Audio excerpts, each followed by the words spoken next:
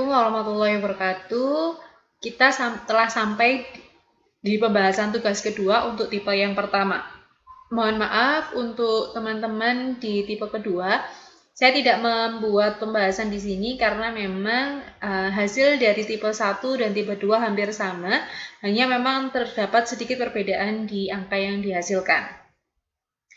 Jadi di pembahasan tipe kedua ini saya memberikan sebuah contoh suatu bentuk penelitian yang dilakukan oleh seorang mahasiswa di dalam menyelesaikan skripsinya. Jadi salah satu nama mahasiswa itu adalah misalkan Nurul Novaria. Dia melakukan suatu penelitian. Dia mengambil judul pengaruh literasi keuangan syariah terhadap keputusan menjadi nasabah Bank Umum Syariah di Ponorogo. Dengan judul tersebut, jadi tahapannya adalah teman-teman memang sebelum melakukan atau menyebarkan angket penelitian yang akan teman-teman gunakan di dalam skripsinya, teman-teman diminta terlebih dahulu untuk membuat atau membagikan instrumen tersebut atau angket tersebut kepada 30 orang secara terbatas. Tujuannya adalah untuk melihat apakah angket yang sudah teman-teman gunakan ini sudah valid dan reliable. Karena ketika angket yang teman-teman buat ini sudah valid dan reliable, maka diizinkan untuk melakukan penelitian lanjutan, yaitu menyebarkan angket sesuai dengan sampel penelitian yang teman-teman sudah tentukan sebelumnya. Tetapi jika instrumen yang teman-teman buat itu masih belum valid dan reliable, maka harus dibuat menjadi valid dan reliable terlebih dahulu sebelum nantinya akan dijadikan sebagai instrumen penelitian. Karena apa? Alat ukur yang baik akan dapat menghasilkan hasil yang baik juga. Akan tetapi, alat ukur yang masih belum baik akan memberikan hasil yang tidak sesuai dengan apa yang harusnya dia ukur. Sehingga memang teman-teman diminta untuk melakukan pengujian validitas dan reliabilitas terbatas kepada 30 orang.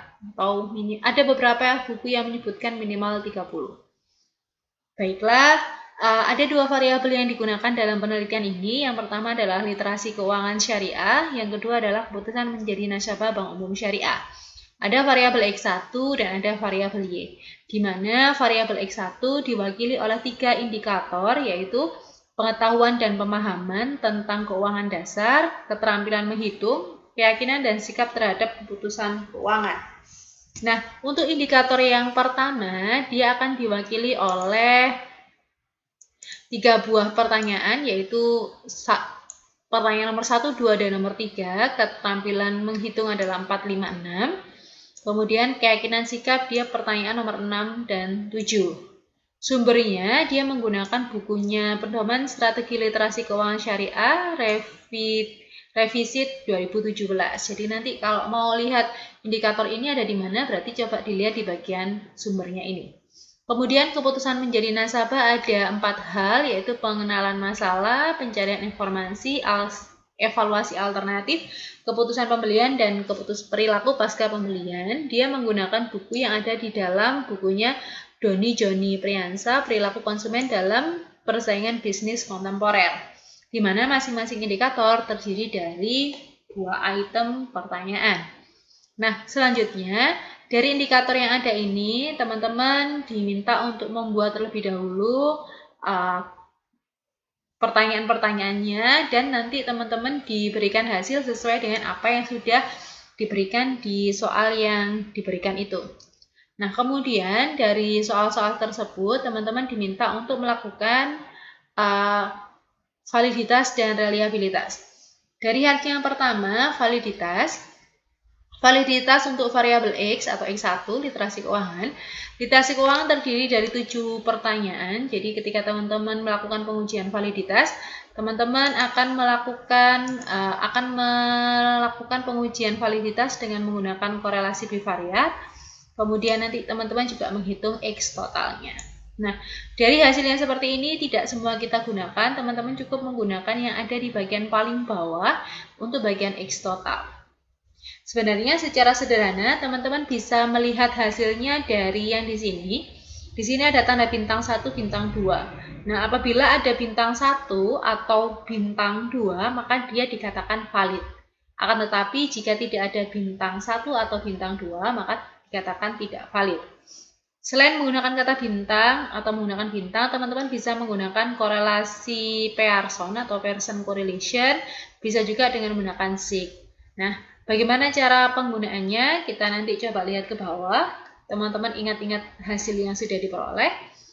Jadi yang pertama saya akan menggunakan Pearson correlation untuk cara yang pertama.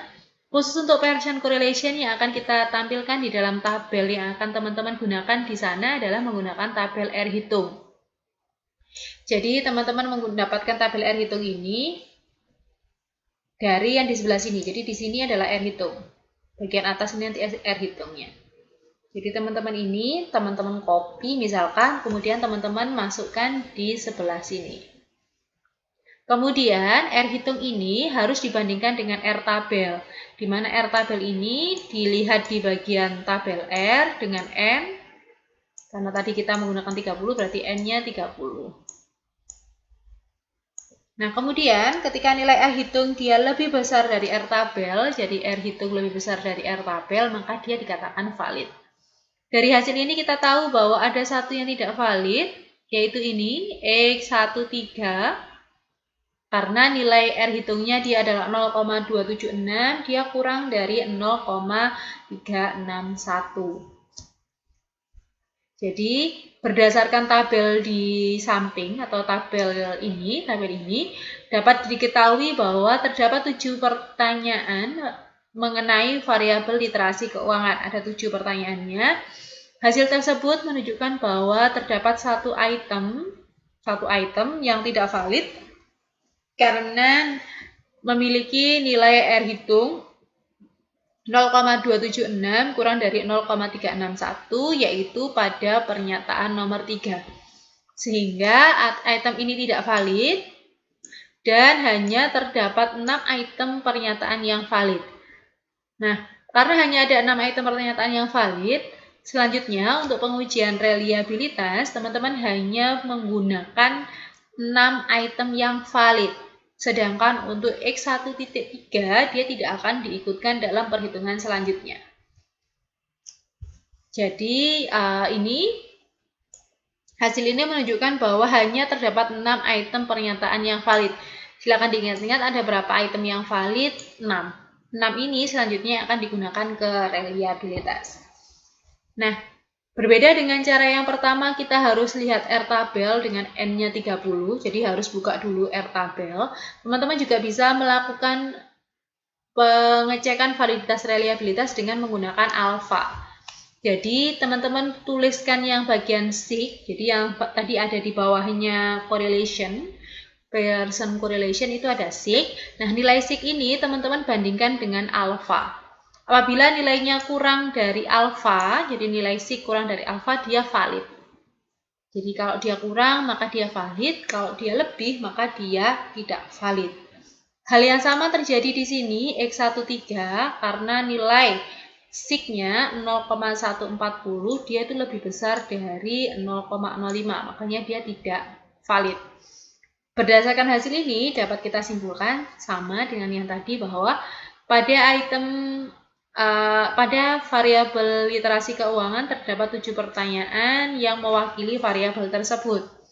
Hasil pengujian validitas menunjukkan terdapat satu pernyataan, yaitu pernyataan nomor 3, yang memiliki nilai sig 0,140 lebih besar dari 0,05.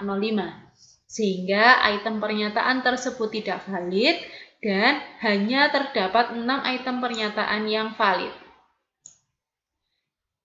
Hasil ini menunjukkan pula bahwa pada pengujian reliabilitas nanti, teman-teman hanya akan menggunakan 6 item pernyataan yang valid tersebut.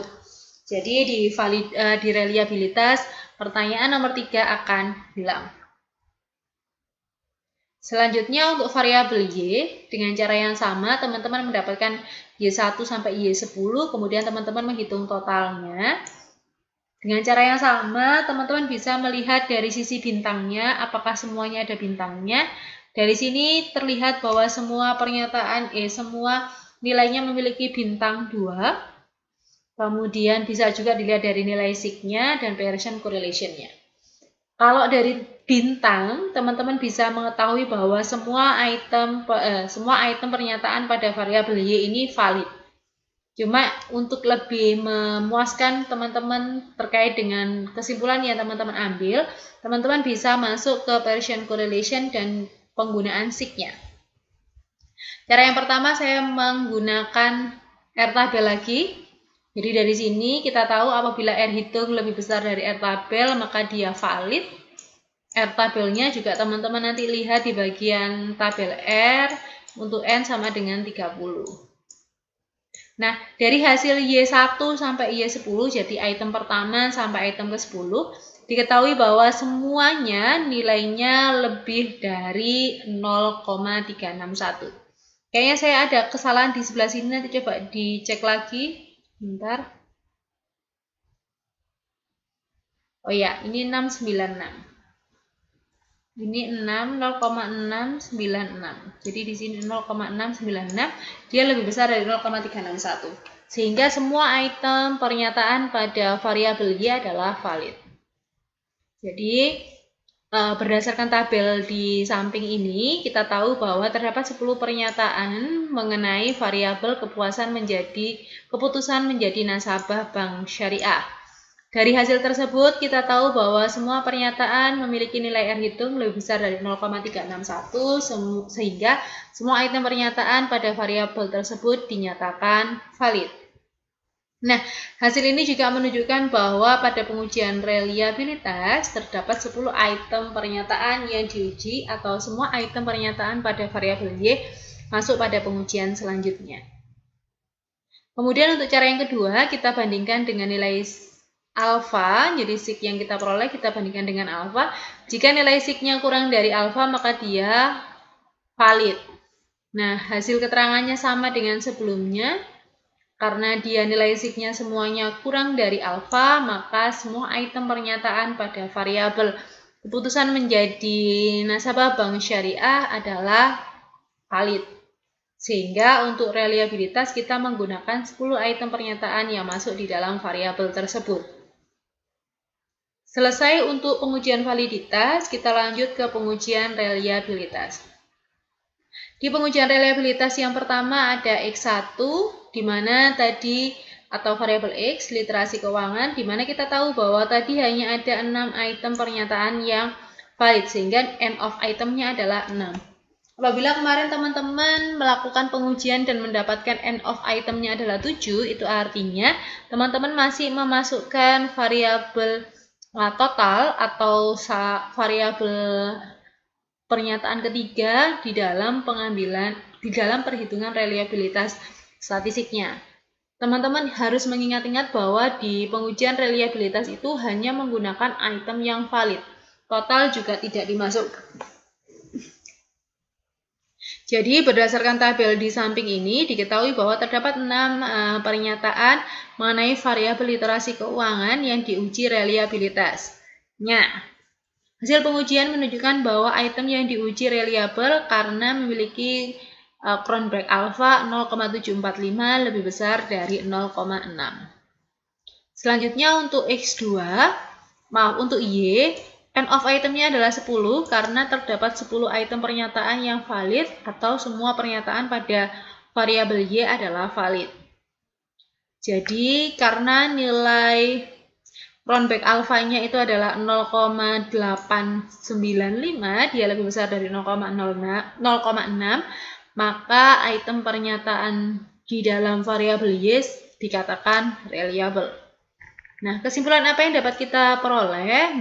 Dari hasil yang sudah kita dapatkan, kita tahu bahwa pertama, kita memiliki 7 item untuk literasi keuangan dan 10 item untuk keputusan menjadi nasabah. Dari perhitungan yang sudah dilakukan, ternyata terdapat 1 item yang tidak valid, yaitu yang ketiga, sedangkan untuk variabel Y semuanya valid. Sehingga dalam penelitian lebih lanjut, teman-teman akan menggunakan item yang dipakai hanya 1, 2, 4, 5 kita rubah menjadi angkanya 3, 4, 6, 7 kita rubah menjadi 5 dan 6. Sehingga untuk literasi keuangan dia hanya diwakili oleh 6 pernyataan, dan untuk kepuasan menjadi nasabah dia tetap diwakili oleh 10 pernyataan. Jadi nanti item yang digunakan hanya ini, jadi nanti isian angket teman-teman itu nanti hanya terdapat 6 pernyataan, di mana pernyataan ketiga yang sebelumnya dibagikan untuk pengujian reliabilitas kita hilangkan. Sekian dari saya untuk pembahasan tugas yang kedua. Terima kasih atas waktu yang sudah diluangkan. Sekian dari saya. Wassalamualaikum warahmatullahi wabarakatuh.